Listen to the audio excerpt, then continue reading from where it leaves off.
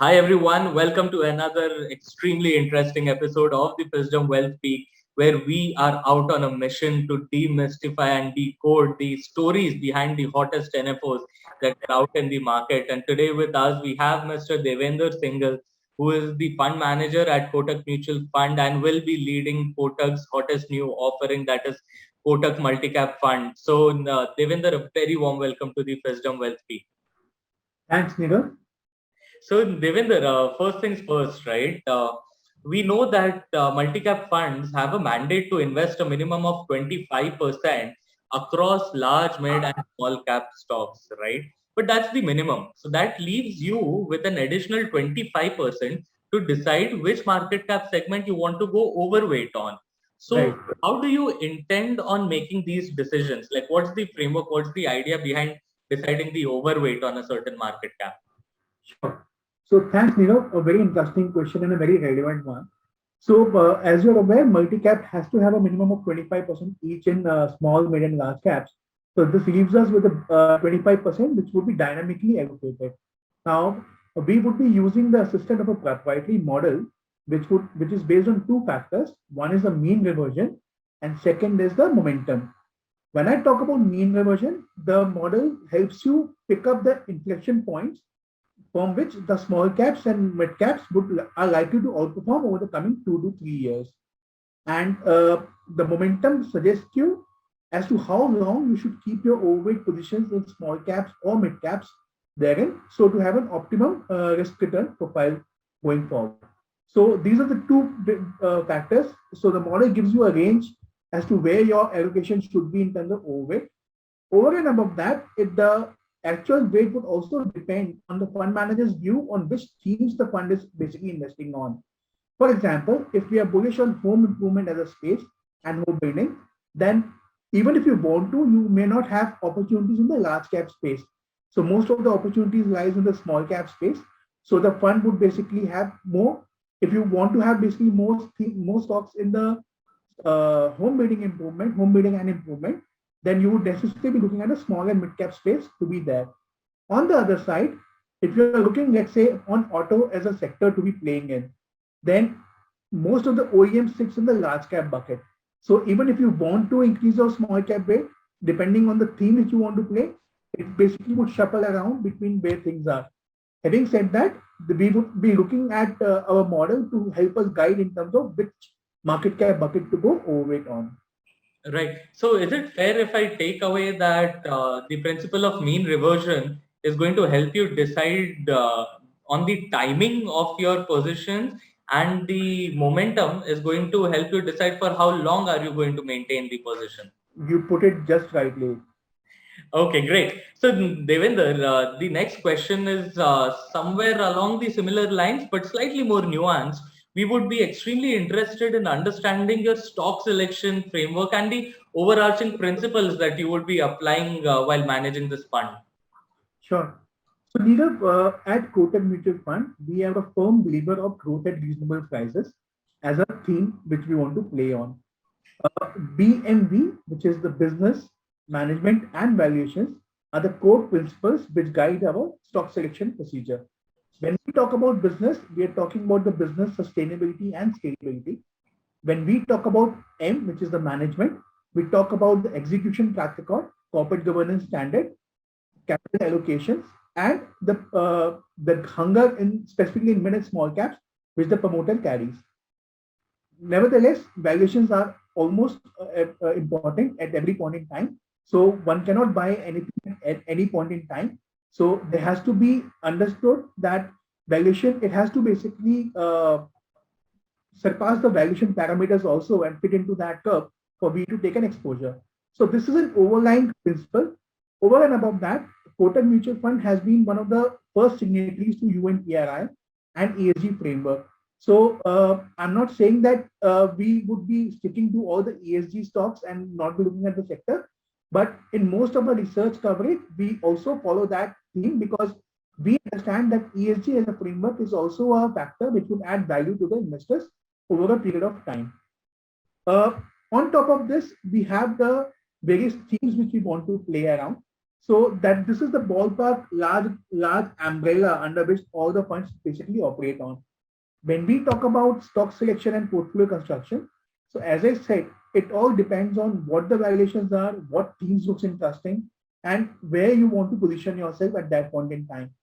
Now, if we talk about large cap buckets, the few themes which we are looking at this point and which we find abundance in the large cap is one is on the financialization of the Indian economy.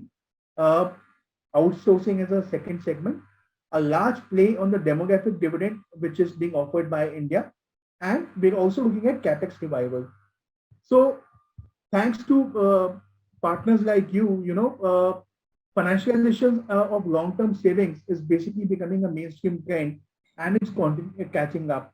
So this is likely to play a long way in terms of the country's growth. Better delivery of IT models, generic drugs coming up, giving the pharma a big boost, has also helped the IT and both pharma as to outsourcing opportunities, which are increasing and is generally by and large being available only in the large cap space.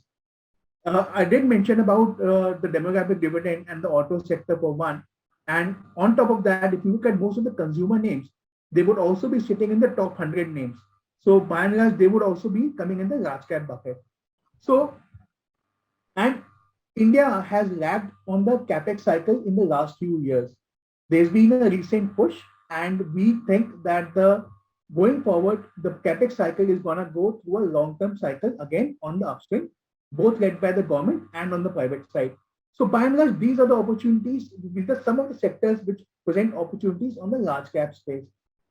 When we come to mid and small caps, the first and foremost thing is that we want to back entrepreneurs who have demonstrated a good execution capability, have strong corporate governance, and impeccable capital allocations.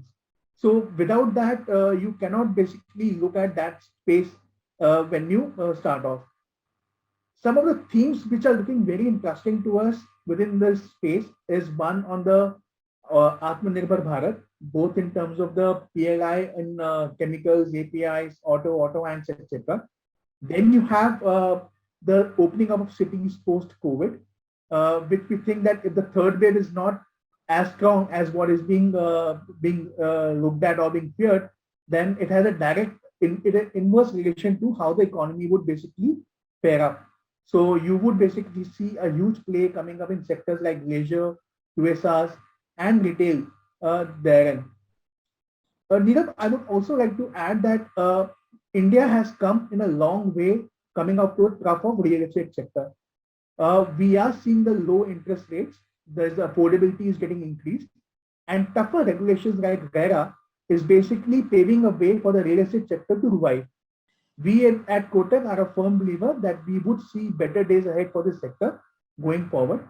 So there are a number of opportunities within that segment, like home building, home improvement, housing finance companies, and real estate players likewise. So few themes which we want to highlight and look at. Obviously, what would come at the point would be decided when the funds come in and where the markets are therein. Right. Pretty interesting. I am truly appreciative of the distinct framework that you're following and see merit in all the themes that you just spoke about. So it would be quite an interesting journey to watch. How does this fund finally land up creating its portfolio? I'm intrigued. I would be watching it really closely.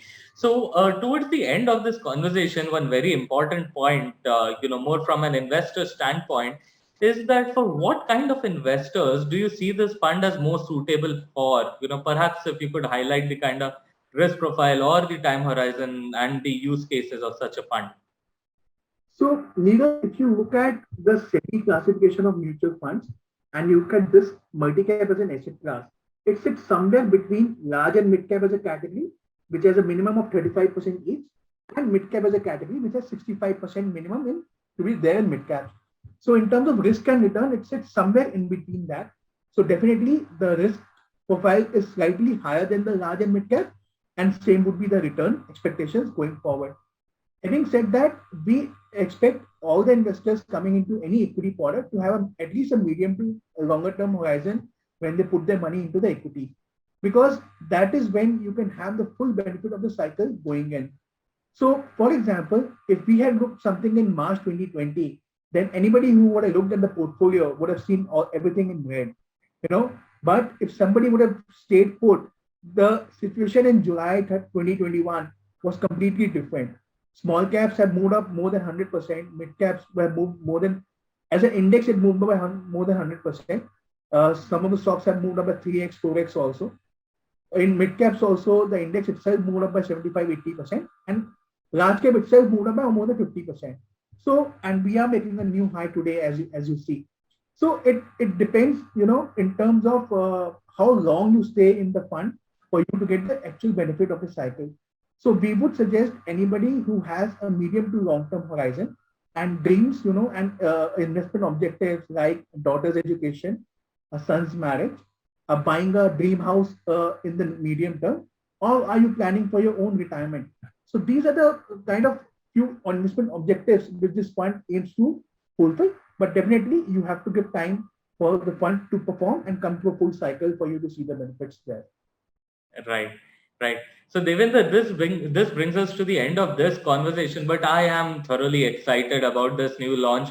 In fact, given Kotak Mutual Fund's stellar record in managing a mandate that is spread across market cap segments like large, mid, and small, we have seen Kotak Mutual Fund do a fantastic job with what is now known as the Kotak Flexi Cap Fund, and it only makes me more excited about this multi-cap fund, because I am very confident that this fund would have quite a number of Easter eggs hidden within its portfolio that will fructify with time. So Devendra, I'm really confident that investors will take a closer look at this new offering, and it will garner a lot of investor interest, especially when it comes to mainstream allocation. So good luck with the NFO. I am looking forward to the NFO, and I'm sure you and the team at Kotak Mutual Fund are going to do a great job at managing this NFO. We'll be tracking it closely.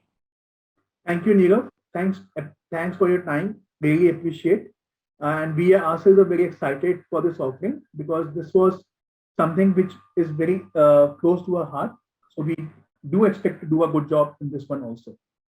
Right.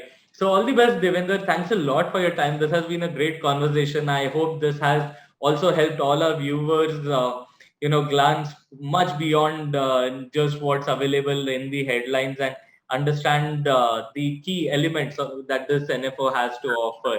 So guys, in case of any questions, feel free to write to us at research@wisdom.com. We'd be available. We'll get in touch with the team at Kotak and try and answer as many queries of yours as possible. So thanks a lot, guys. Keep following the Wisdom handle across social media. Thank you. Mutual fund investments are subject to market risks. Read all scheme-related documents carefully.